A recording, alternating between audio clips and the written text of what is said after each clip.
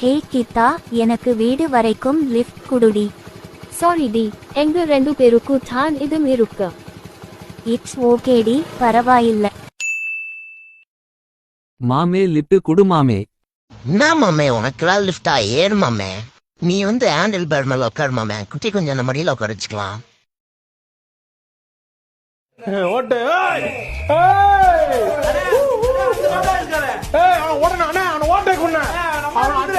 மாப்பிள்ள இப்போ எப்படி வீலிங் பண்றது மட்டும் பாரு.